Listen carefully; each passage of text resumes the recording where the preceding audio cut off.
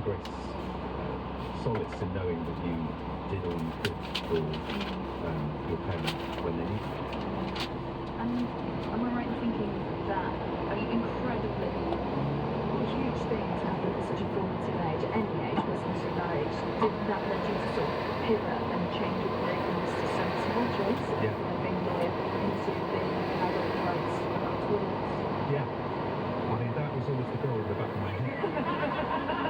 Playing the long game on this, yeah. But I just did the maths. My mum was 45, her mum had died at 47. So here I was in my early 20s and you think, wow, I really might have 20 years left. That's a genuine possibility. I don't want to be a lawyer, I want to be an actor. I auditioned for RADA, I think 10 days after she died, and got in and went to RADA and that was it. You know, it just gave you the confidence to make that leap, because you feel guilty about doing a degree like law and then throwing it all away, as Michelle and I did, to go to our renegade careers. I mean, it's paid off. And Nita, you lost your father as well, so that's just an incredible amount of grief through to deal with. Did it bring you closer together?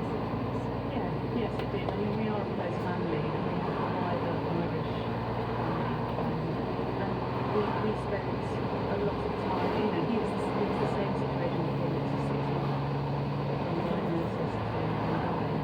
So we just spent a lot of time together, laughing, crying, sleeping, playing guitar, Saying I'm the great. playing on the bases, sitting on all the cousins. But you know, it was the best that we could have been so close, because you know everyone was there for everyone. It could have been in a very sad situation.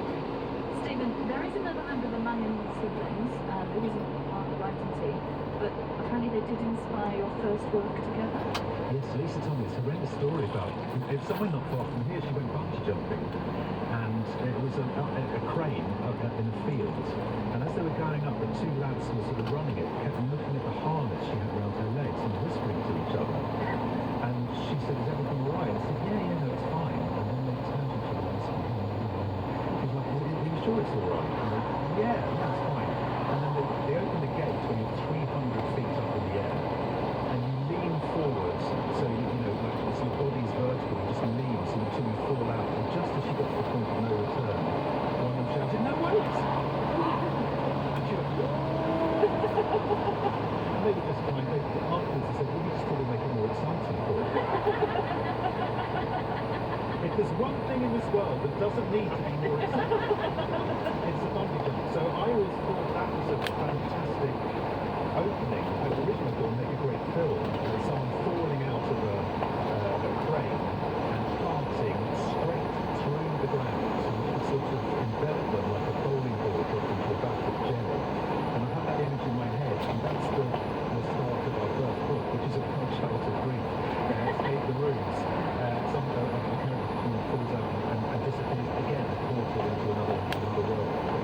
This new book, though, not about grief, full of silliness, full of joy, humour, light and shade. Do you think that silliness and that laugh is important for children nowadays?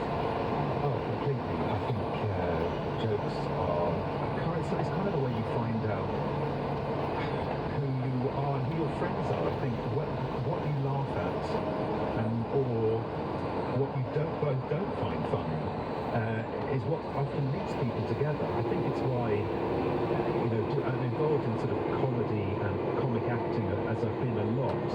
I think if people like the stuff I do, and that isn't everybody, but people who do feel warmly towards you because you feel like, oh, we must share a sense of humour, we probably get on. I don't get on with anybody.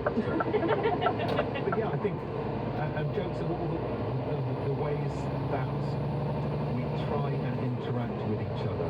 I just find it fascinating, the mechanics of it. Michelle? And I think Anita's illustrations are such an important part of writing for this age group, which is I think about eight-year-olds. Yeah, 8 to 12. 8 to 12.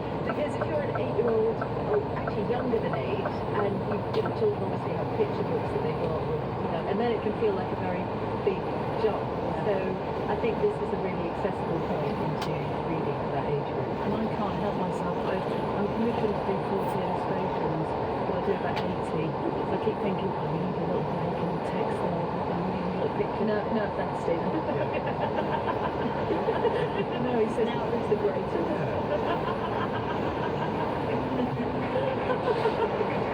And Stephen and Anita Langham, thank you so much for joining us. And the day, Yeah, go on. the day I fell down the points as well as all the artworks. I never know. Now, some more of your children's characters or stories that have continued to inform or plague our audience. Let's go into the audience. Hello, what's your name? My name's Matthew. Nice to meet you, Matthew. Hi. And the books I always go back to are the Swallows and Animals books by Arthur Ransom.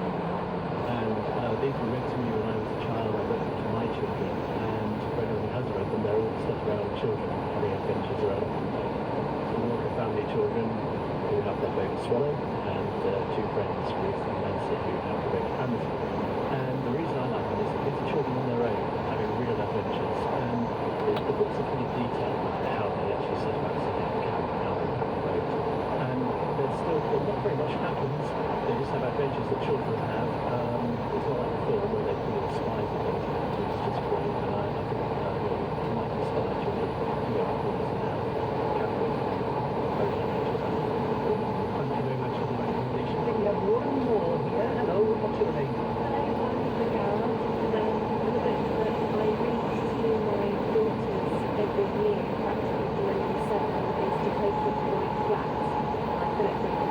And the character there, Dakota Pink, is just the most strong little girl in any book I've ever read. I just want to absorb that. She's quite rude as well. She's quite sassy. Stands up to all the men, even staring at them strongly. And even her dad. And it's just what a wonderful story for all young Now, Con Wiggins is one of the most successful authors of historical fiction writing today, and has shared with us tales of the past from the wars of Moses to the Mongol Empire and the rise and fall of Julius Caesar. Born to a former nun mother who retrained as an English and history teacher, and World War II RAF pilot father who went on to become a maths teacher, it was perhaps inevitable that Con would become a teacher himself. Although as a student he was often practicing what he would later preach in his dangerous book for boys, building soapbox racing cars, cameras and charging his bike across all terrain. However, it was his childhood passion for writing and history that saw him leave the classroom behind and published his first book 20 years ago. And Con, I think the first completed and unpublished book came at the very young age of 11, and it was all about an alien.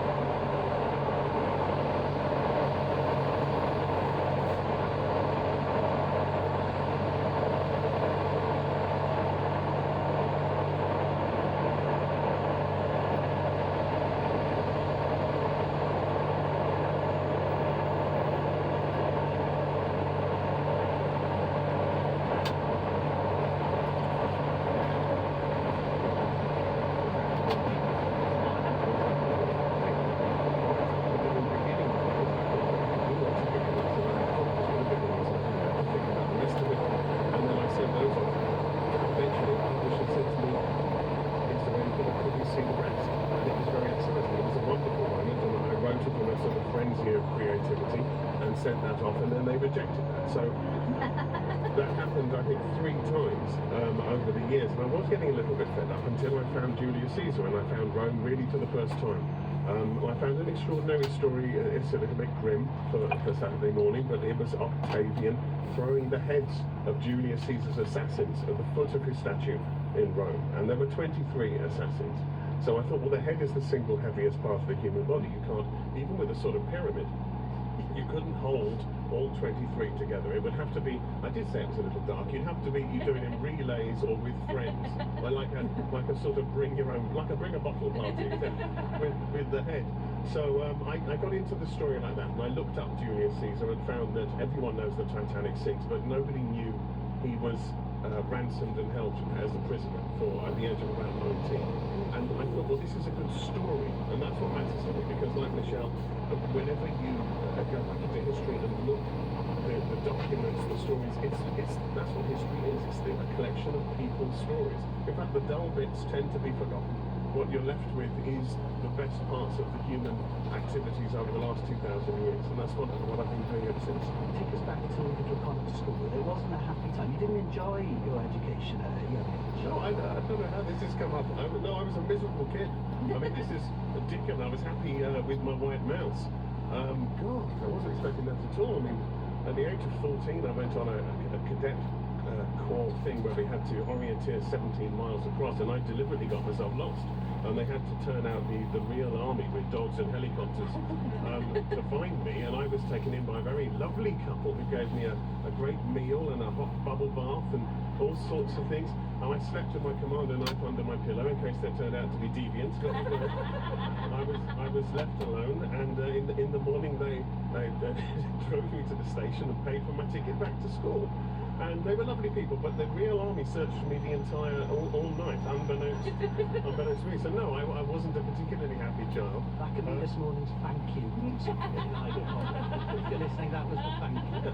It's a lovely story. Did you ever write about that experience? No, I don't think I ever have. I mean, that particular one was horribly embarrassing. I don't come well out of that story. I was carrying 24 hours of British Army rations, and I ate them all. I thought you were going to say 24 heads then.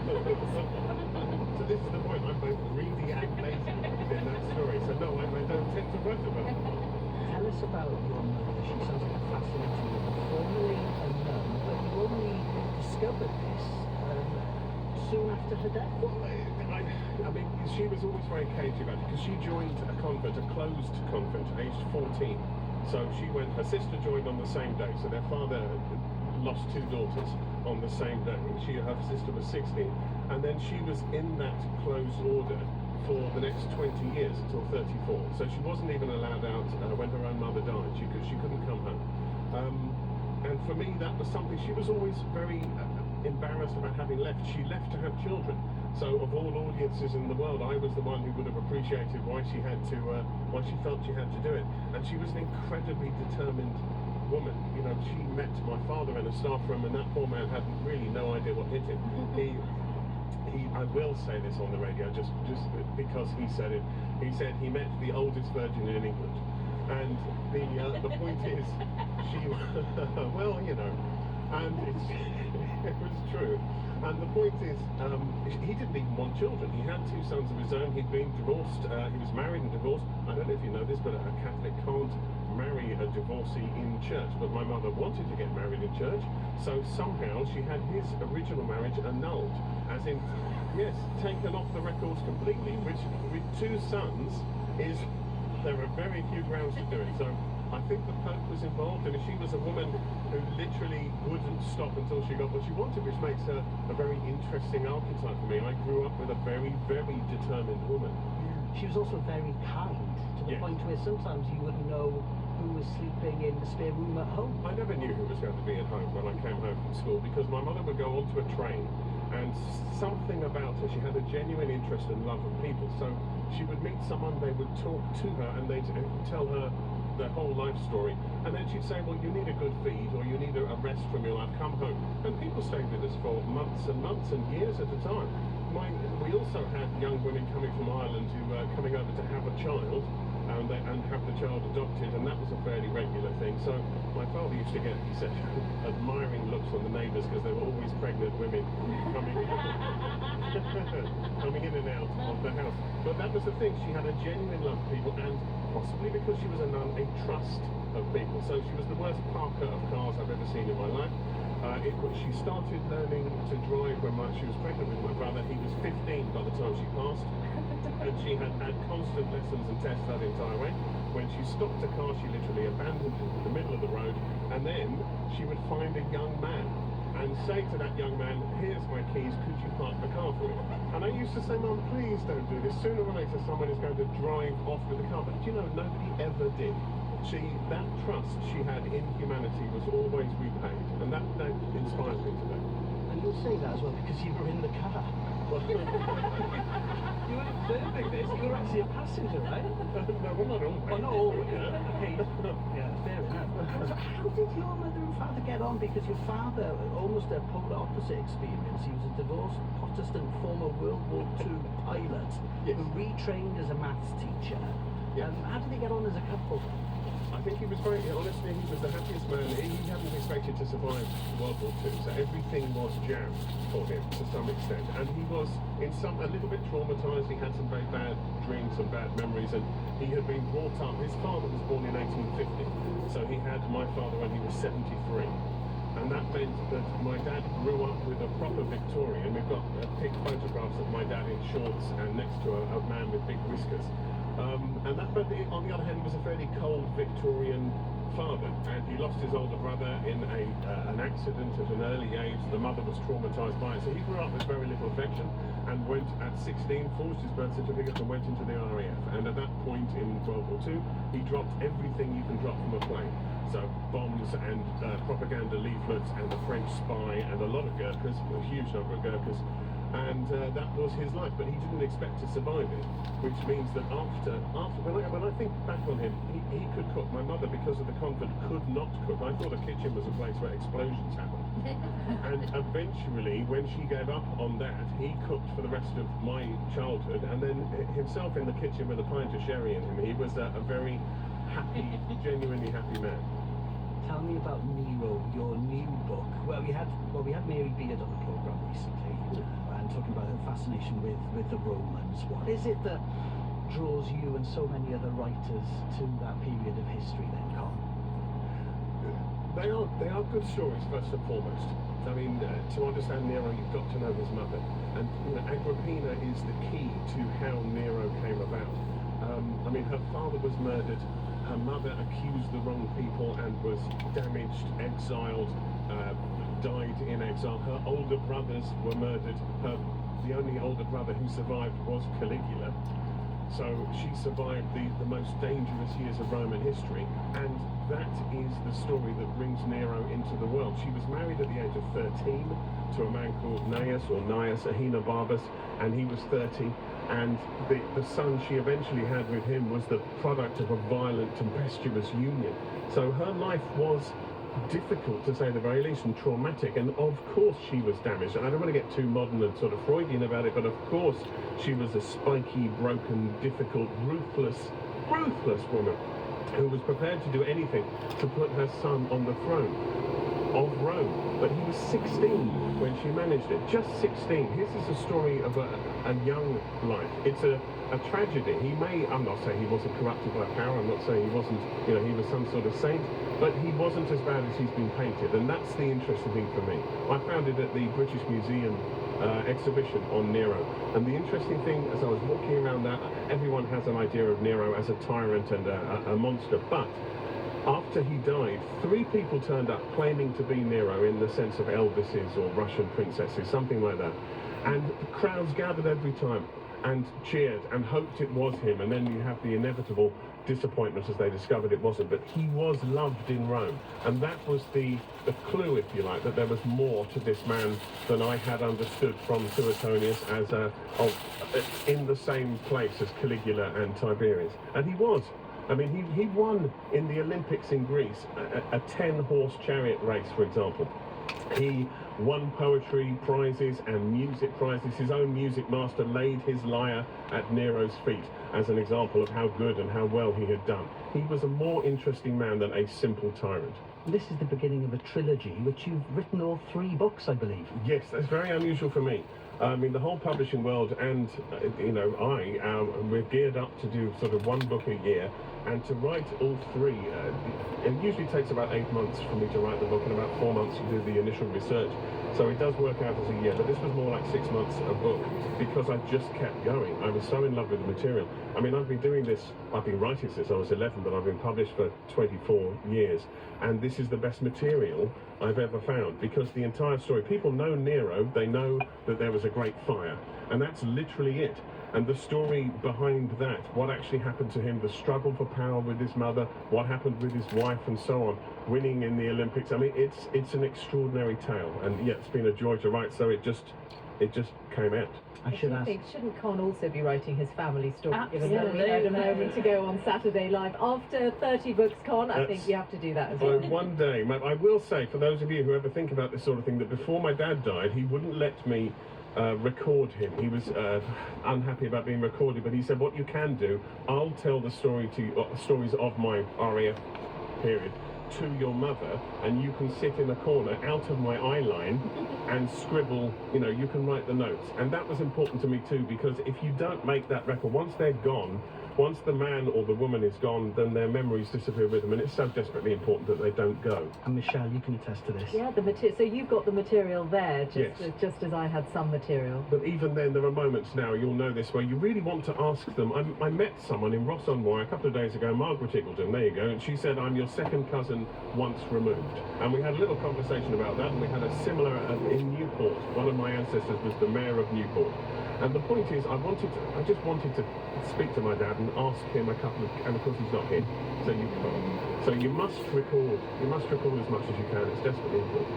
Con Eagleton, it's been such a pleasure having you here this morning. Nero is out now, and once you've consumed it, you can keep a weather eye on the horizon for the next 2 books. Well, believe it or not, that's it for this morning's show. Huge thanks to all of our wonderful guests this morning, Michelle Hussain, Stephen and Anita Mangan, and Con Eagleton. And thank you to our wonderful live audience here as well. Do get in touch with the Saturday Live team throughout the week with your stories. You can email us at saturdaylive@bbc.co.uk. And if you would like to hear more shows or hear this again, you can find the Saturday Live podcast on BBC Sounds. Quick question, Stephen. Is The Day I Fell Down the Toilet the beginning of a trilogy, do you think? Yeah, it might be, but I'd hate to think what the next 2 books are going to be about. We will wait with bated breath.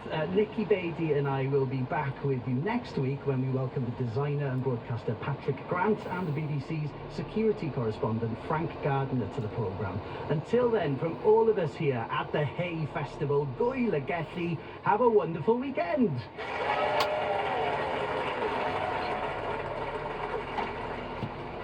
Saturday Live was presented by Kerry Pritchard McLean and Hugh Stevens. It was produced from the Hay Festival by Ben Mitchell, and it was a BBC Audio Wales production for Radio 4. Join Siobhan McSweeney, who played a nun on Derry Girls, for your place or mine after the news here on Radio 4 on a pilgrimage in Spain. Now, stay back. We are going to rock through time. On BBC iPlayer. This is Ruby. My name is the Doctor. Come on in. Come on! 1963! The best time. Is that a monster? There's no such thing as monsters, they're just creatures you haven't met yet. I have the whole universe at my fingertips.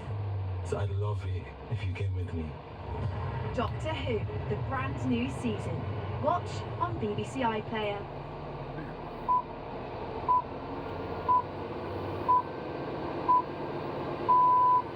BBC News at 10 o'clock. The prominent Conservative MP Michael Gove has said it's time for a new generation to lead, as he confirmed he'll be standing down at the general election in July. The Housing Secretary has held a number of senior posts since he was first elected in 2005, and also been a Tory leadership contender. The Economic Secretary to the Treasury, Bima Falami, says that it isn't really a surprise move. It's natural for people like Michael Gove, who've served with high distinction for almost 20 years in his late 50s, to say that he maybe wants to do something else. That's a long period of time, and he's achieved a lot. Dame Andrea Leadsom has also announced that she's joining the nearly 80 Conservative MPs who are leaving the Commons. The Chancellor, Jeremy Hunt, has said the Conservative manifesto will reduce what he called taxes on work. In an interview with the Daily Telegraph, he said he wanted to boost growth and investment. The shadow, Rachel Reeves, has written an article for the Daily Mail saying that Labour will not play fast and loose with taxpayers' money. A man is due to appear in court in London after being arrested at Heathrow Airport and charged by police with terrorism offences. Issa Giga is 31 and originally from Hounslow. He's due to appear before Westminster magistrates later on today. Police are trying to establish how a child fell and died from a block of flats in southeast London. They said there was nothing to indicate that the death in Kennington yesterday afternoon was suspicious. Tens of millions of Indian voters are casting their ballots in the general election. Today marks the 6th stage of the vote, which is being held in several phases. Finally, football. Rangers will take on Celtic in the Scottish Cup final at Hampden Park later, while Manchester City and Manchester United play in the FA Cup final at Wembley. BBC News. Now, what are you having for breakfast? G. Rayner and his rabble of food experts are in Aberystwyth advising on vegetarian sushi and breakfast tomatoes. We'll also be addressing the truly difficult question, how many layers should the perfect burger have? The kitchen cabinet is at 10:30. But first on Radio 4, here's Sean Keaveney to explore his guest's favourite place in the world. Did you actually see anybody on a donkey in the No, time? no. Because apparently you can do that. That counts. I'd hate that. Yeah, well, donkeys are not the most friendly of animals. Maybe I'm jaded by Winnie the Pooh, but That's my spirit animal, yeah. exactly. We could take Sean instead of Elon. Everybody's going, yeah, you mentioned it, yeah. It's a great jumper, Yeah. Hello, and welcome to Your Place Online from BBC Radio 4, the travel show that's going nowhere. I'm Sean Keaveney, and I'm less Marco Polo, more Mint Polo. That is, I suck at travelling. So can I, like a travel suite if you will, escape? Get onto a plane, train or ferry to their favourite destination. This time on Your Place Online, we are joined by, dramatic pause, Siobhan McSweeney. She's best known for her BAFTA-winning role in Derry Girls, presents The Great Pottery Throwdown, has her directorial debut film Spud coming out on the BBC, and is on Disney Plus's Extraordinary. Siobhan, thanks for coming in. Oh, dramatic pause, indeed. I love that. Thank you. Thank you for having me. That, listener, was something to do with an episode of Derry Girls. You should go back and watch every single episode to reacquaint yourself, because it was just one of the landmark Dramatic moments. pause. I love that. I love that, yeah. Absolutely wonderful. It's great to have you here. And thank you for saying you'd watched Derry Girls. I remember doing a show with an unnamed presenter who called it The Dairy Girls and called me Sister Michelle. Oh dear. Yeah. Oh, well, it does happen, doesn't it? Usually to me. You call Sister Michelle. That would be awkward, wouldn't it? St. Michael, of course, I'm a lapsed Catholic, and I know that St. Michael is the patron saint of affordable underwear. Anyway, where are you taking me, or hoping to take me today, Siobhan? We're talking of lapsed Catholicism. I know. But listen, we can lapse all we want, but there's something about the guilt that follows us, right? So I am going to bring you on a holiday that is guilt-free. You can have guilt-free pints. Guilt-free piles and piles of spaghetti bolognese. Or 2 desserts. By going on a medieval pilgrimage. Okay, I see. So we're going to walk it off, are we? You're going to walk it off. You're going to walk all day and then do whatever you want in the evening. And then get up early in the morning and walk all day for at least 150 kilometres until you get to the beautiful medieval city of Santiago de Compostela in northern Spain, where you will be rewarded with a certificate. A certificate, Sean. A certificate. I can't believe what I'm hearing. So not only is this a guilt-free holiday where I can have as many pints and as many tarts as I like, I can ingest as many of those as possible, I also get a piece of paper again saying I've done it. Yeah. And definitely do not leave that in an internet cafe. 5 minutes after you got it. You did, did you? Yeah. But like what? I don't need the certificate. I'm just saying it in case you need something as tangible as a certificate. But I can assure you, after a week of walking the Camino, you will have no need for such earthly, tangible things as that. You will. The reward will not even be in heaven. It will be in the peace in your heart. Can't wait Yeah. to unravel this. I can't wait to unravel this. Listen, we didn't think it could be done, but I can assure you it can be done, and for very cheap. Okay, oh, that's good as well. Yeah. Well, but why have you chosen this particular place? I chose this because I have a very ambivalent relationship with holidays and with relaxation and with the sense of deserving something. And for a long time, particularly before Derry Girls, I didn't work a lot. I mean, I was deserve a holiday. A holiday for what? And there was one time when I knew that I was about to start rehearsals for a show, and I had a few weeks off, and I got my best friend Ogie from Ireland, and he was on garden leave in between two jobs, and I said, let's go and do the last 150 kilometres, because I had no money. This is a really cheap way of going to Spain, having a lovely time, and it felt like we had a lot of friends who had done it, and everybody excited us to leave.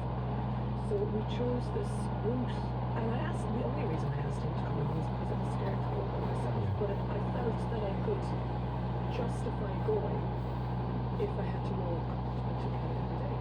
So I believe that there are different routes. Which one did you go on? Yeah, there are several routes. The most popular route could be I think the French Pyrenees route, but I don't really like people, and so we heard that the Portuguese route was much quieter and lot less people, and I thought that if I was going to fail, which I imagined I was going to fail at doing any of this, I think there'd be less people to point and laugh at me really. So we did that, and it was beautiful. You're not working your brain necessarily, but you're lovely and tired at the end of the day. No, I really do get that. But there's a sort of purpose rather than just lying and reading a Maeve Binchy.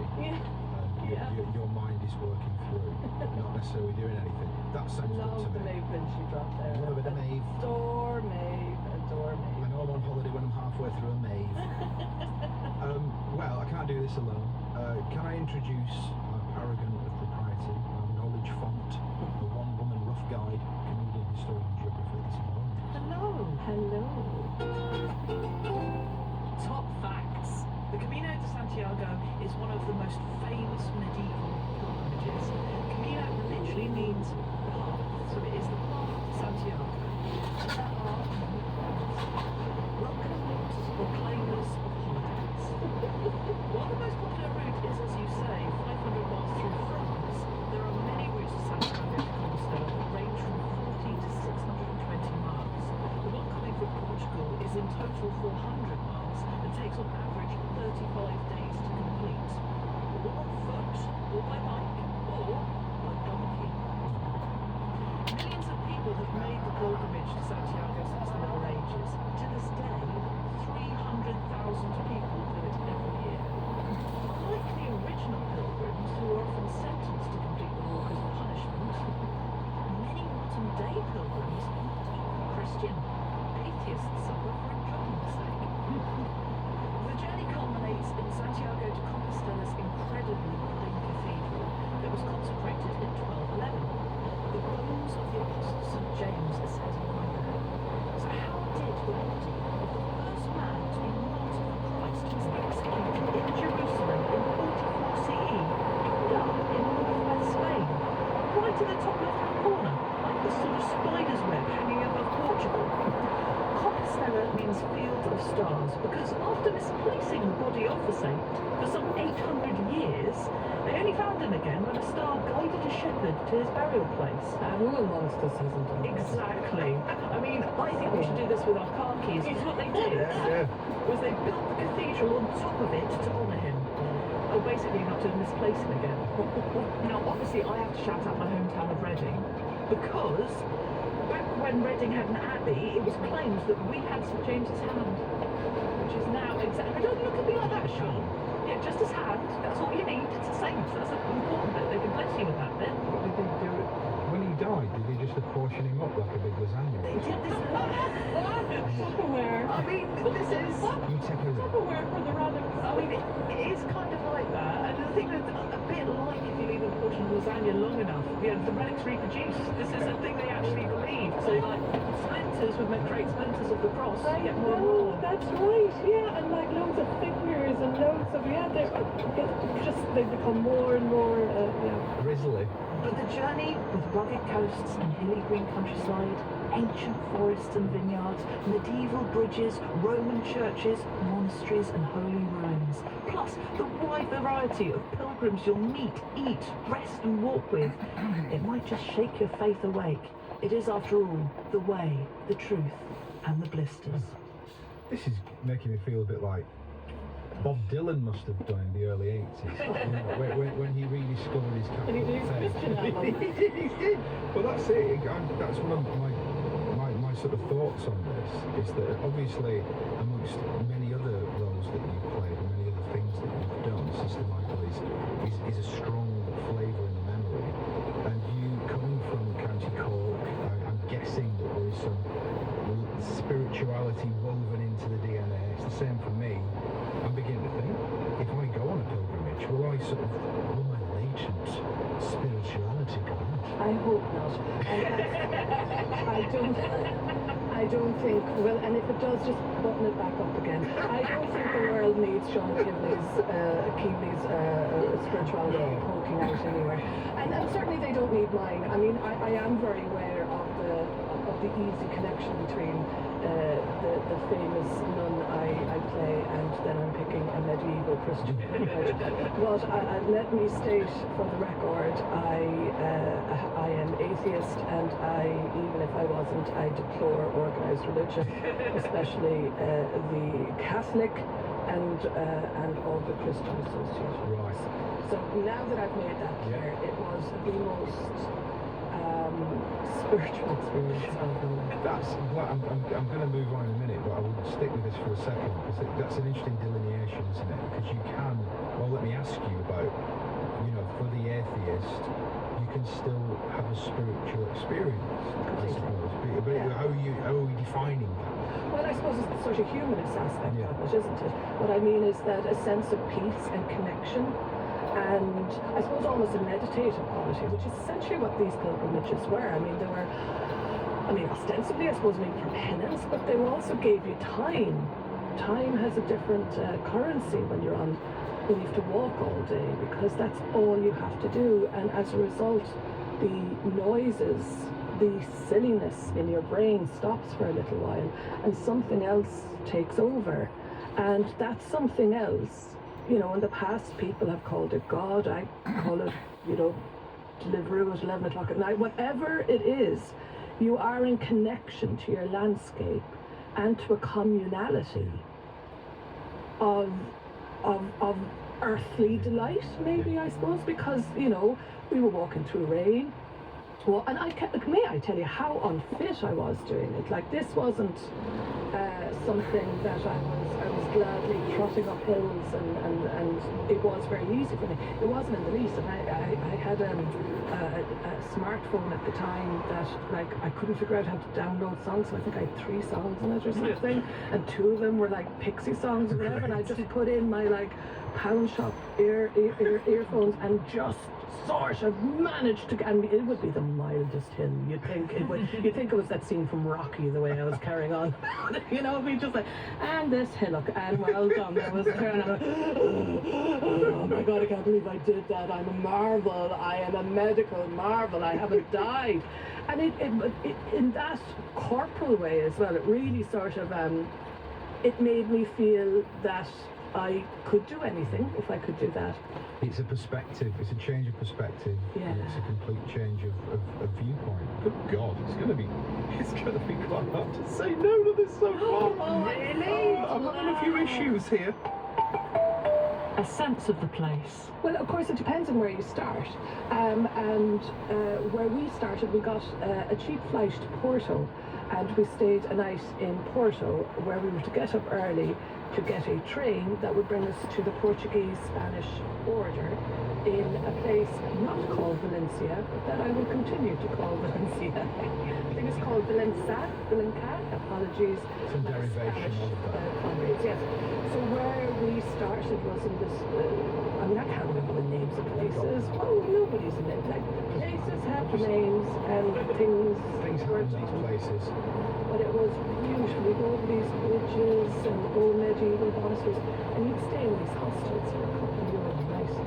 And some of them were, a few quarter camp and central back of school, and some of them were these giant medieval monasteries that were small towns in themselves within these huge walls, like these narrow windows with wooden shutters, and you'd look down on these valleys. Oh, it was extraordinary. And you just had a little rucksack, so you had 2 changes of clothes. No, you had 1 change of clothes, but you'd rinse out every night and then get into your evening clothes. Oh, honestly, is that to travel so long? I mean, it's travel light, but also slightly wet underwear. That's what I'm thinking. Never wet underwear. Never. Never. And we went around this time of year. Never wet, not knowingly. You were looking fast enough. Yeah. Never wet underwear. All worked out quite well, really quite well. Because I was nervous about that as well, and I was nervous about absolutely everything you can be nervous about. And so one of the great things about it was that it knocked a lot of that sort of anxiety on the head once you got going. So just for my brain then, is it basically a very long path along which there are all kinds of different sort of background settings, you know, sort of bit of sea over there, a bit of wooded over there, sort of castle over here, hostel over there. Is that basically what it is? It's a bit more diverse than that actually. Like, so you spend like one of the first days, I think we spent most of it walking through a car dealership. One of the largest car dealerships outside. I'm sorry, can we just stop the recording here? It's a definite yes for me. This reminds me of the time where we did Los Angeles, and I explained to the listeners that me and my mate went to LA and we spent an afternoon in a bathroom showroom in Los Angeles. So this is very attractive. So please continue. But I don't know if I can compare to that, but I don't know. It seemed very nice and very big. As car dealerships go. It takes all afternoon to walk. It really did, and there are days when you're walking along the side of, we have to go along a dual carriageway for a little bit, but then there are days where you are plugging in your earphones because you're about to go up a hill and you're really hoping that your baser is going to play on repeat for the next 20 minutes because and then you're realizing that you're on all these stones through this wood and you're following the stream of the wood and you're going, gosh, these stones are they're a bit like stones in a driveway or something, like cut the earphones anyway, sorry, Francis. And I said, Ogie, isn't it mad about these stones? Like, I wonder what was going on here with the stones. And he was up ahead ignoring me as he always did. God bless him. And he just turned around and he was like, what is wrong with you? I said, what do you mean? He said, how stupid are you? And I went, actually, we've been friends for 20 years, sure, you know the answer to this. And he said, did you not see where we're walking? And there was a sign that I had not seen. Doing my reading while looking down at my feet, trying to get up the hill. And we were on one of the original Roman roads. Like, we were on Route 7 or something. And it really made me pause for thought, as did the incline. And this idea of, like, you really felt connected to all those people who've been walking all that time and going, oh my God, were they all wheezing going up this hill as well? My God, and all. Yes, they were. Fat-bottomed Irish girls have been going for millennia. And it was lovely. And that was a really special day. About 2 days after that, the landscape completely changed. And it was like through a desert. I mean, like, it was arid. It was incredibly, and it was so hot. Honestly, it changed me fundamentally. It changed my relationship with my body, and it changed my relationship with my mind. And guilt-free heights. Go on the left side. You could go on the left side. You have Where do we go from there? a line for bikes. The rest of it was noise. No, it's all right. Listen, that's all we ever wanted. Guilt-free heights. At the back, on the bus line, you can drive it. How are you feeling about this? Are you thinking this is something you want to do? Honestly, be honest. I'm worried about latent Catholic PTSD.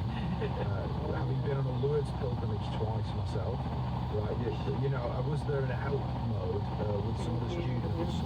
That's right.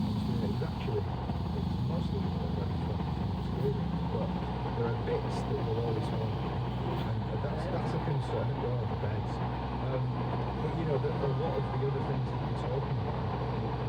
Guilt-free heights. Guilt-free heights. Welcome to Spain, the guilt-free heights. Getting there.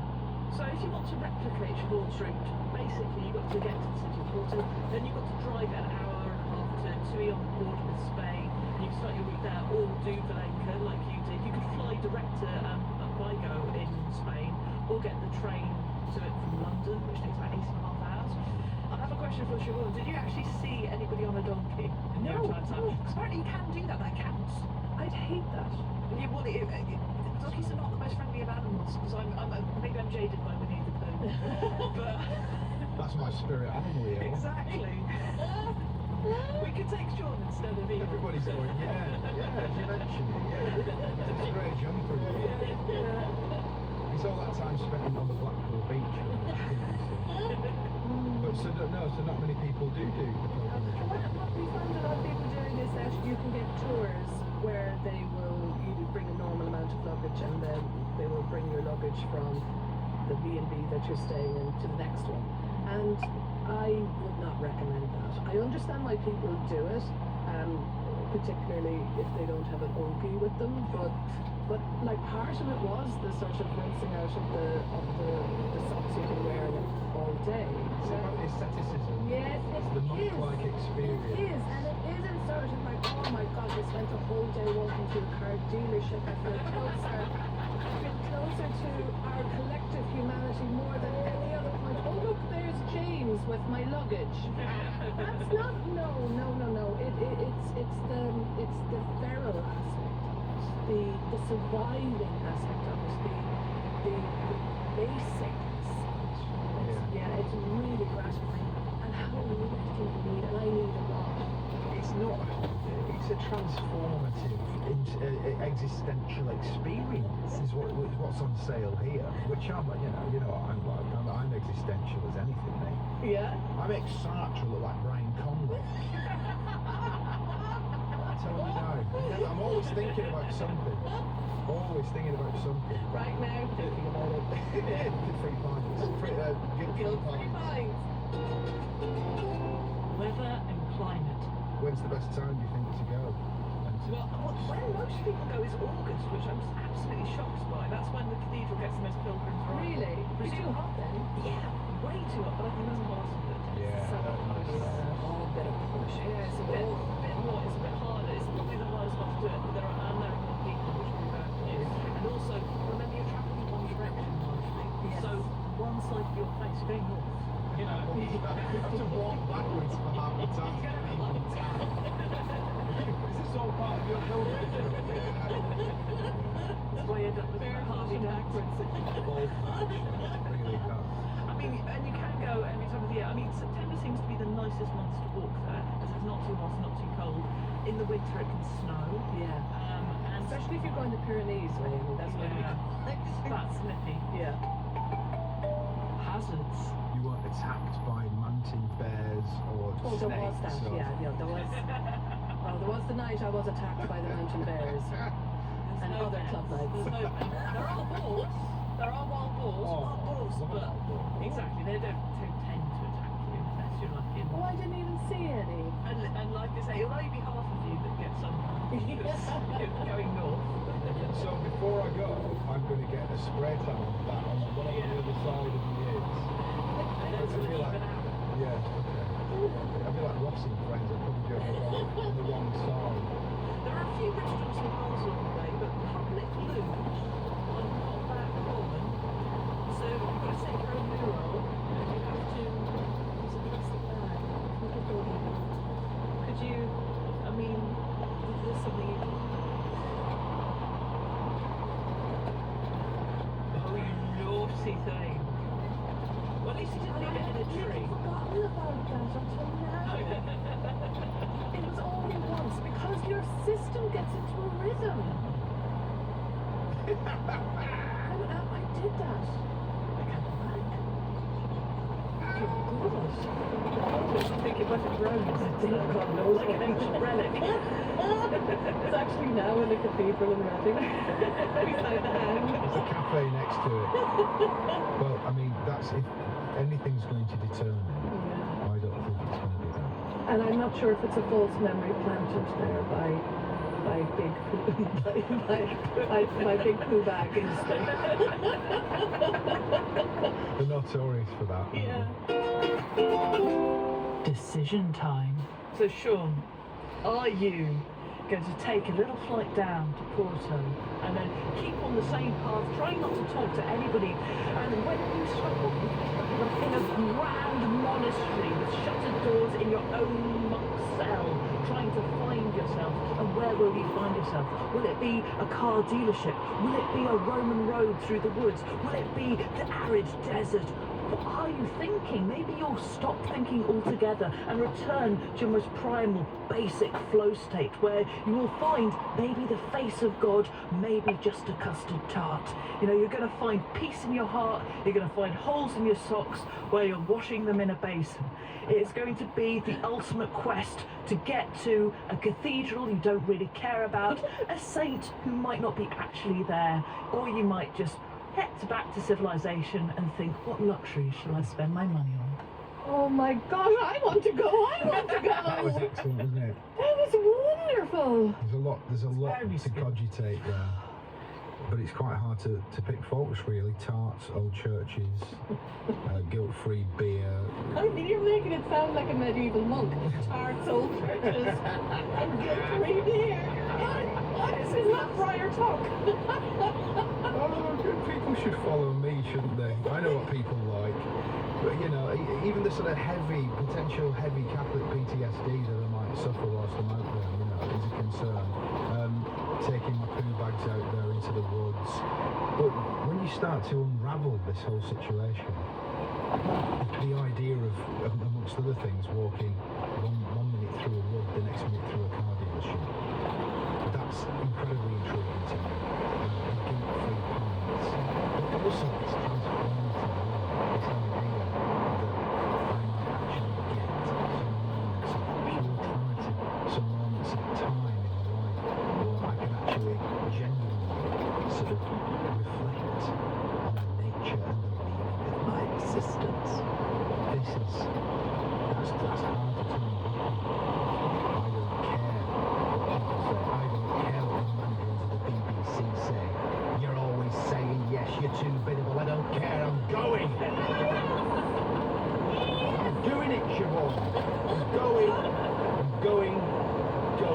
I don't care if the cathedral is underwhelming at the end. Underwhelming. That's not the point. It's the journey. This is wonderful. Welcome. Thank you. Thanks for I'll just grab inculcating this me. form and transfer the money and we'll be good. Thank you to our amazing guest, Sean. Thank you so much. My trusty voice of Easy Lights and producers Beth and Dee and Caitlin Brooks. I've been Sean Keely, this is a BBC audio production for BBC Radio 4. And if you want more Spanish inspiration, you can hear the brilliant Sophia Smith-Gale talking all about the beauty of Granada. If you've enjoyed this episode, then tell a friend and make sure you and they subscribe to Your Place Online on BBC Sounds to get you travelling across the world or to the corner shop for some hot seats. See you next time. Goodbye. And next week, Professor Brian Cox will be trying to bring Sean to Addis Ababa. How many layers should the perfect burger have? What is the best breakfast tomato? And how do you feel about vegetarian sushi? We open the kitchen cabinet to reveal more goodies for the foodies after this. Make your outwarding. Big jumping. There's all men over about 40 young men. And also all boys under about 60. The only males he doesn't call young man are young men. A multi-award-winning comedy sketch show. Just one of you and that here. You've got work to do. That's not how solar panel maintenance works. I can tell you're going to be super good team this year. Not like last year. A special edition of John Finnemore's Souvenir Programme. On Radio 4 and BBC Sounds this Monday afternoon at 2:15. Now on Radio 4 we join Jay Rayner and the team. Hello and welcome to the Kitchen Cabinet. Today we're in Wales in the seaside town of Aberystwyth, a place whose name means the mouth of the Estwyth, the local river. Aberystwyth has a vibrant local food scene built on the fabulous ingredients available in these parts, as well as festivals celebrating Arctic vegetation and community food growing alongside innovative projects developing techniques such as vertical farming. But as well as a focus on modern technology, Wales is of course a land of ancient myth and legend, the flag's red dragon and emblem of its history. As we love to fight fire with fire on this show, we've had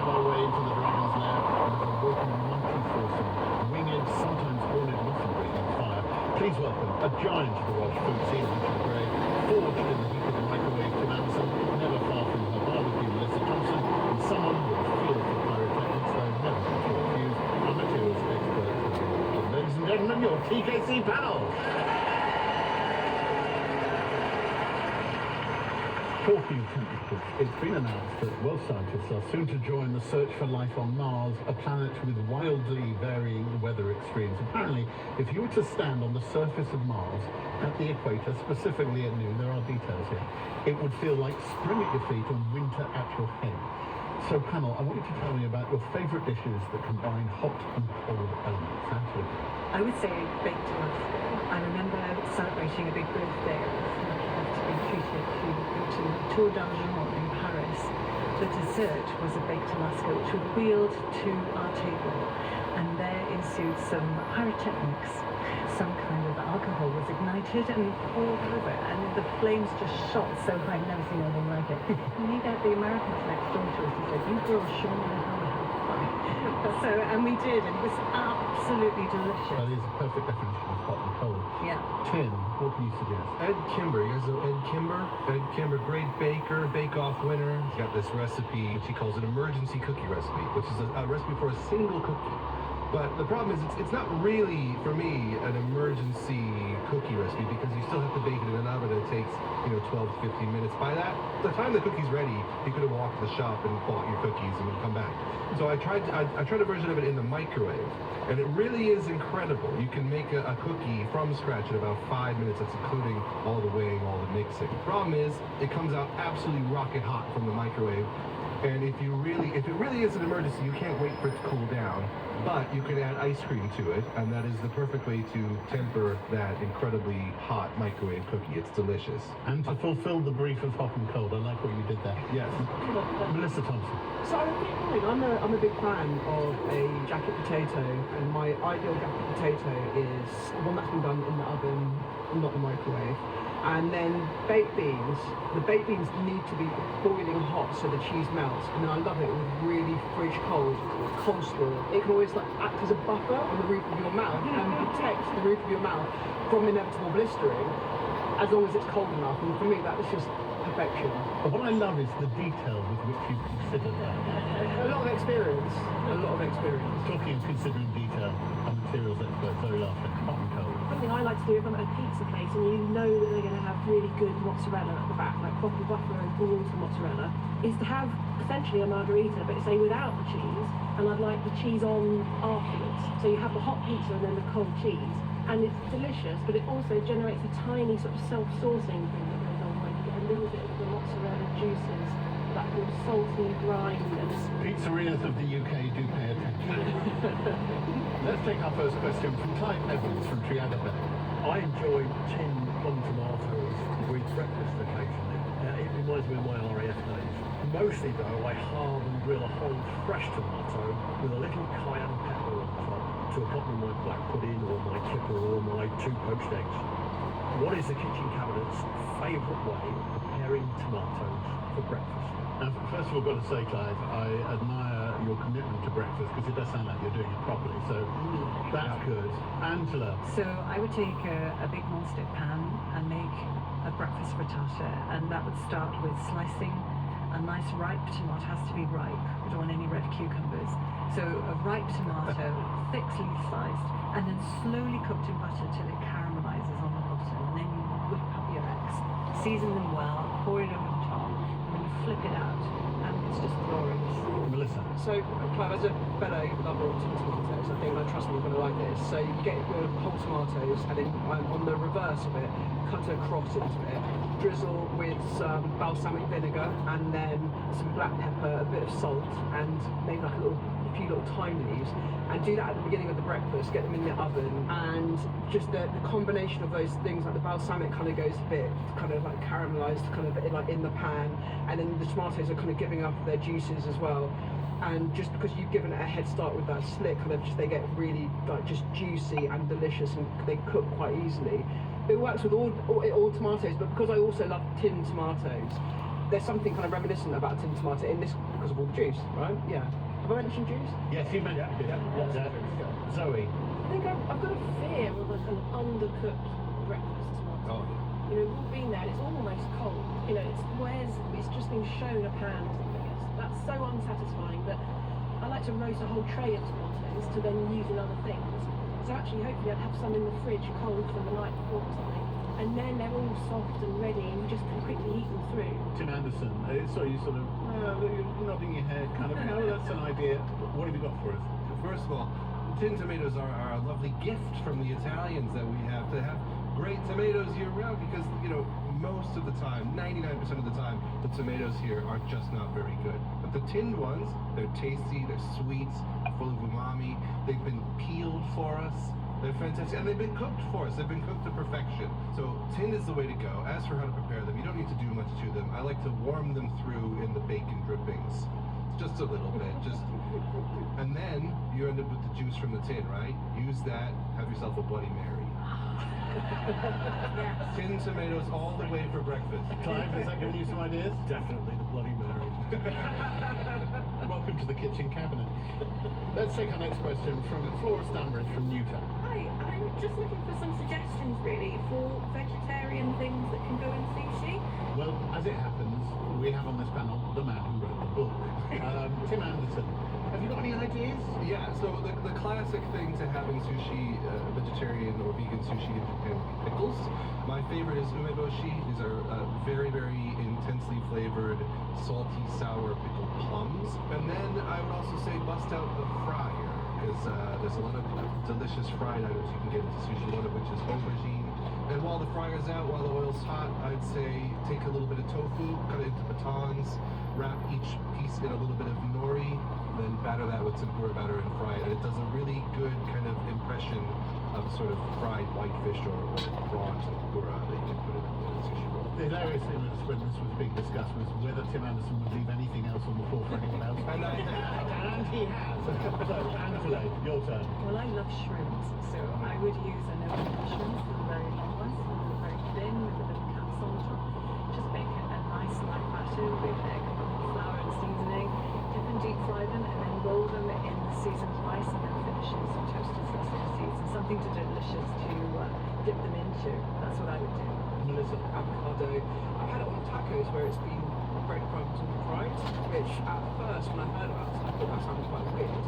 But actually, the frying process kind of accentuates the creaminess of avocado, then you're getting the textural crispness. So having that in the maki roll, kind of like wrapped in the seasoned rice, served pretty much as soon as it's been made, so you can retain that crispiness. I think hits all the boxes and texturally as well is really pleasing.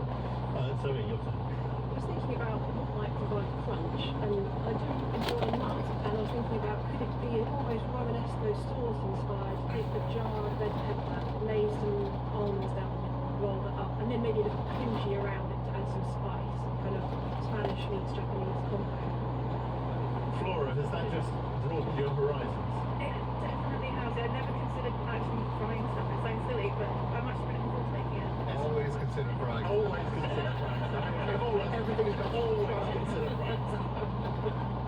You're listening to the Kitchen Cabinet on Radio 4 and BBC Sounds. Today we're in Aberystwyth in Wales, a country obsessed with food and drink. Almost a fifth of the population work in the industry, and it's obviously an agricultural powerhouse. With us today is a chef who's already recently had an award with the restaurant for sourcing its ingredients from the local area. A wizard of the foraging world, he has now turned his hand to tapping a particular local resource. We'll go into that shortly. But first, please welcome Nathan Davey.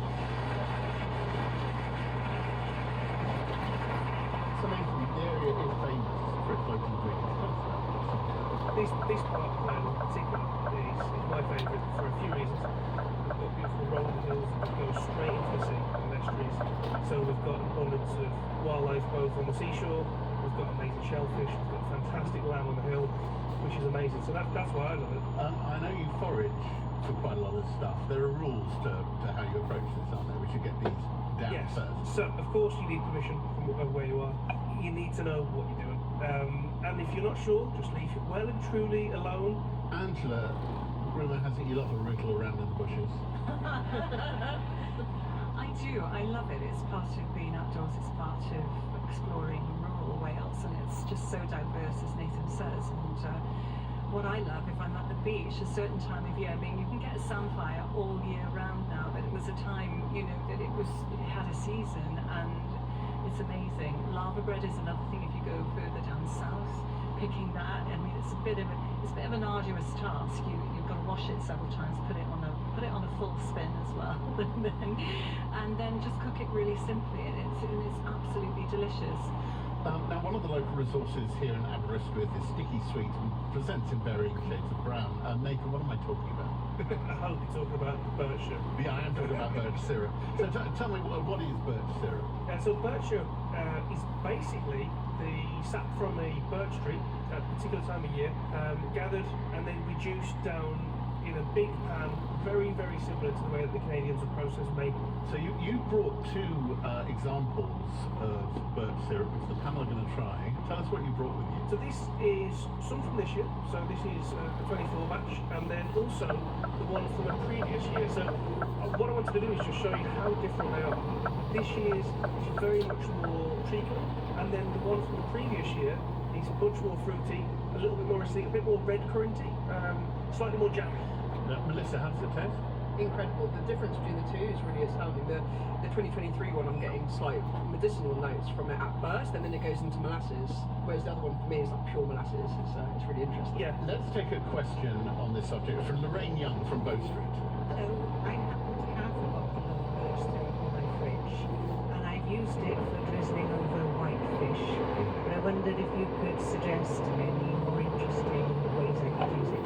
Well, now, you've got Nathan Davies sitting next to you. So, Nathan, what would you suggest to Lorraine? One thing I love using it for is offering. So, anything like a pate or a chicken with a loose chicken or pate, I love using it for that. And I normally add that with a spoonful of birch syrup and then loads of toasted nuts and also a little bit of sorrel. So I use wood sorrel, but you can use more commercial sorrel. Melissa. The 2024, the one that is slightly sort of darker, I can imagine that on some steak cooked over fire as a finisher, and I don't even think I have it with anything else. I just want to taste the beef and the birch. It's beautiful. Angela. I would like it over some salty blue cheese. So a nice Pallas or Trevandlin, really full-bodied blue cheese, and lovely sweetness. I just love that kind of mixture, salt and sweet together. Oh, I like it. Lorraine, I hope that gives you a few ideas to use up to your bottle. Absolutely, I can see trying all of those. Brilliant stuff. Now, before we launch into further discussions on syrup, I'm going to go to our materials expert, Zoe Laughlin, because I believe you've been doing a deep dive into this stuff, haven't you? I have. Not only have I been spending a little bit too much time thinking about syrups, I've done slides. Right. We have a slide up here. Zoe. So we're looking at the viscosity functions source continuum chart that was originally made by me a year ago for the kitchen cabinet as an overview of sauce. I'm splitting sauces into three categories. You have your binders, your coaters, and your wetters. I think it sort of speaks for itself, but binders are things like bread sauce, coaters, you think of custards, wetters, we're in the more of a vinaigrette camp. And you'll see, as demonstrated in this diagram, in the wetters category live syrups, as in lemon drizzle cake. But then I'm thinking, well, really, is that true? And the more I think about syrups, the more I realise I need to expand this, making room for what I'm calling the strata of syrup. The strata of syrup cuts across the entire continuum of viscosity functions. They go from binders to coaters to wetters. At the binder end, we have the golden syrup. Think sticky, able to sandwich things together. Then we move down to the honeys. Then we have a kind of mid-ground of coulis and jams that both coat a little bit, bind a little bit, and moisten. Then we're moving into serious moisture when you're into your maple syrups and your birch syrups. And then you've got your cordials, your squashes, and the sort of pure, almost alcohol-based syrups. So I just want to say the syrup is a kind of queen of sauce. It can be many things and should be taken extremely seriously, as this slide demonstrates. A round of applause for Zoe. And I do hope she gets out more. That was absolutely brilliant. Now, So we've got to syrups in drinks. Tim, if you were using syrups in drinks, what would you do? Yeah, well, I don't know if people know this, but you know at coffee shops they have like caramel syrup, the vanilla syrup, all this stuff to put in coffee. You can buy those, and they don't stop at just the coffee-adjacent flavors. They come in all kinds of amazing flavors. You can get violet, you can get lavender, you can get melon, you can get all flavors of the rainbow, basically. The violet syrup, which actually you can get in a liqueur form, creme de voilette, that one goes into one of my favorite sort of underrated cocktails for aviation. And it's got this amazing kind of like bluish purple sky colored, appearance. It's fantastic. Zoe. And I made slightly by accident. So I was trying to make candied grapefruit, and I candied the grapefruit peel with some ginger as well, and then was left with this amazing syrup that was actually better than my candied grapefruit. Melissa. One of my resolutions, I don't have many resolutions at the beginning of the year. This year I did, and it was to drink more cocktails, and so as part of that, because I got given a cocktail shaker for Christmas, it was amazing, and so one of my ideas, I've got some rhubarb that is just chilling in some vodka with a little bit of sugar. I want to make a kind of rhubarb and ginger salad, so I made some ginger syrup for that, and I'm just waiting for the vodka to be ready. I'm so excited for the first one. Well, Nathan Davies, I have to come back to you. One drink involving syrup, what would you suggest? A caramel and miso syrup for an old-fashioned. Okay, that sounds very good indeed. A round of applause for Nathan Davies. Let's take our next question from Amanda Williams from Aberystwyth. Can you take me to eat liver? I haven't eaten it since my mum wrapped it in Cadbury's paper when I was little to persuade me to eat it. Oh, before we get into recipes, I think we need to dig down into what your old mum was doing. When you say wrapped it in Cadbury's paper, what other brands are available, obviously? Probably not in those days, it was a long time ago. So what, she wrapped it in the foil and the paper. So what, you would open it up and go, it's a treat? Yeah, and then I spat it out. Oh, yes. Right, we need to give Amanda insights into how to make liver marvellous, and I think it is marvellous. Angela? Well, if you find liver a little strong, then again you can soak it in milk with a sliced garlic clove in it, and that will flavour the lamb liver or the liver that you're using, and draw out some of the strength in it, if you like.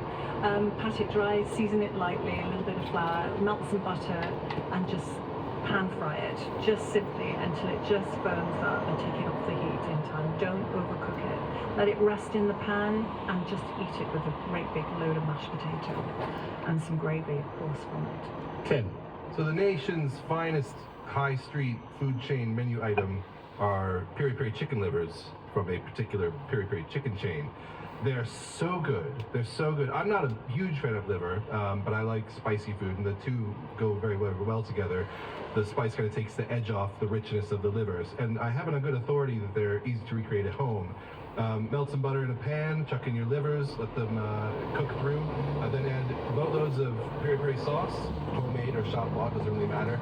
Then slide that under a grill, let it develop some crispy charred bits, and it's really, really unctuous and delicious and spicy. You can have it with a bread roll, and that's it. It is very, very good. Yeah. Melissa? I think the best thing you can do with liver is to let it go, I think sometimes...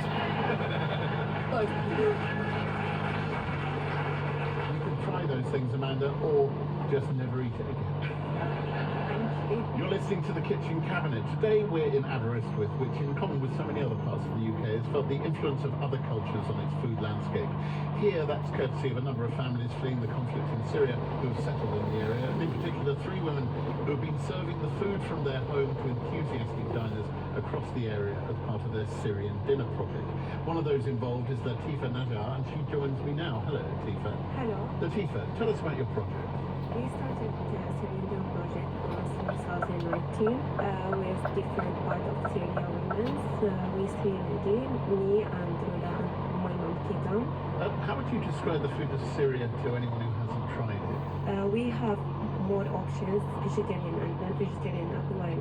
We have salad, fatur salad, and tabbouleh. We have kubba, and we put it seven secret spicy in it. I will tell you afterwards. All right. I wouldn't want you to break the secret to the nation. Does cooking these dishes in this way help to link you back to the country and culture you left behind? Yeah, always. When I cook it, I smell the food. I take my mind to when I am very young and my mom cooking for us. And sometimes I smell from neighbors. We have something so beautiful and warm with neighbors. They swap food together. Now, one of your favourite dishes, I know, is makluba. You've actually brought one. It looks gorgeous. Angela is serving it out for the rest of the panel. It's particularly layered, isn't it? Yeah, we put first layer meat, aubergine, and a layer of rice. And after that, we put meat broth. We cook it about 20 minutes. After cook it and ready, nuts and sometimes minced meat. Angela, how is Latifa's makluba? I have to say this has been torture because it's been sitting right next to me, and I can't tell you the aroma coming off it, the smell of the spices, the sweetness to it is utterly delicious and complex. That's that dairy. Yes. Tim, once more. Tim, is this your kind of thing? This is delicious. A big round of applause for Latifa Knight. Now, as Latifa said, layering is a significant part of the great makluba dish. But let's have a question on layering from Carla Morgan from Paris. How many layers for the perfect burger and in the makluba? Well, we're getting to the nitty-gritty here, aren't we? Melissa Thompson, have you not in fact run burger pop-ups over the years? I've just done a burger pop-up, and this one had tamarind jam, seasoning mayo, then the burger, then it had cheese, and then it had crispy cassava that was dusted in mashed potatoes, spring onion powders, thyme, and then more green seasoning mayo and tamarind jam on top, because it can't be too extra, but if you are going to go extra, then go down the road of texture. There's some like crispy matchstick potatoes in there, like I'm sold. So just 47 layers in your Tim Anderson, you have views. All right, well, just as a general rule, it's not about how many layers, it's about ratios, and it's about how things come together. I disagree with Melissa that it has to be good beef. I think it doesn't have to be good beef, and in fact, I would even go so far as to say most people are focusing way too much on the beef. My favorite burger joint in Melissa Thompson is shaking her head. This is radio, and I have to commentate. Go on, Tim. My favorite burger joint in America has been in my hometown in Wisconsin. Has been going since 1910. They have not changed much in the 100 years that they've been going. And I asked them what's in their mince. It's not prime cuts. It's not good aged beef. They're using a little bit of chuck, a lot of cheek, and a little bit of liver. And that's how you get a really strong, good beefy flavor without spending a lot of money. To that, I think you always need some cheese. It always has to be American cheese. It just has the right melting quality and subtle flavor that you want to not obscure that delicious livery beef. Then you want sweetness from ketchup. You want strength from mustard. But then it's about letting every bite sort of be different and then do its own thing. I feel this is a presidential debate. Melissa Thompson, would you like to rebut? Yeah, because I think the simpler the better, and for that reason the beef is really important. I mean, sometimes if you have a good burger, you can smell the quality of beef before you even bite into it. And by quality, I'm saying like the sort of the dry aging, I think, and like a little bit of funk. I think for me, the beef is the heart of the burger, and so it should be. Get the fuck from the liver. It's called a beef burger. Okay, you can carry on. Hamburger, damn it! Zoe Laughlin, a materials expert. There are material issues here, are there, in the layering? There are. I'm thinking about structural integrity, I'm thinking slippage, I'm thinking things sliding out if it's too wet. Yes. Lettuce can be a nightmare because it's a good barrier, but it's also, there's no absorbency there. So a sauce against the beef, slidage. I mean, this is very difficult. And if you have views on the many layers, the order that they should come in on burgers, or indeed on anything we'll be discussing, please email us. The email address is tkc@bbc.co.uk. We have time for one more question from Richard Downing from Aberystwyth. My mash is family famous, but what's your secret for the perfect mash? Well, I think, Richard, we have to start by hearing your method. What do you do? Okay. It's a secret. Okay. Well, I'm going to wade in first by giving you the method which is regarded as the greatest mashed potato. So great they call it pommes puree. Joel Robuchon, the late Joel Robuchon, who was regarded the greatest French chef of the 20th century, and he improved mashed potato by putting less potato in. It involved boiling rack potatoes and then putting them through a ricer on its finest setting 3 times, then whipping in equal amounts of the potato in butter, whole blocks of it, constantly whipping it through until it formed an outrageous sort of soft, comforting mess. It is absolutely delicious, but you need to go to confession after making it. So panel, I want thoughts on how you make mashed potato. Andrew? Well, it's got to be a ricer. It's got to be a good floury potato to start with. It's got to be cooked through. I'll season the ricer twice. And then in a pan, with some butter and some cream together, with some white pepper and some nutmeg and sea salt, and then taste. And then pour that in and whip. What do you do, Tim? I whip as well. I think whipping is key. I just use a big old whisk, big old sturdy whisk for that. But in terms of actually what goes into it, Angela's got most of the covered, fluffy potatoes, nice and smooth. And then in America, we put what we call seasoned salt in it, which I think we call all-purpose seasoning here. Better yet, if you get the all-purpose seasoning that's got the MSG in it. Go to town with that stuff, and it'll be delicious. Melissa? If you can be bothered, I like a baked potato base. I like a bit of yogurt in my baked potato, and also a little bit of spring onion. I think that gives it like nice little kind of allium pops every now and again, which is really delicious. Very. To confess, this might make me some sort of deviant, but I really like lumpy mashed potato. I think we have to have an audience poll here, given their reaction. If you like your mashed potato a bit lumpy, after 3, shout lumpy. 1, 2, 3. And if you insist it must be smooth, shout smooth after 3. 1, 2, 3. I think smooth has it, but there is a significant Yes, I'm not alone. wanting lumpy. Richard, let me just ask you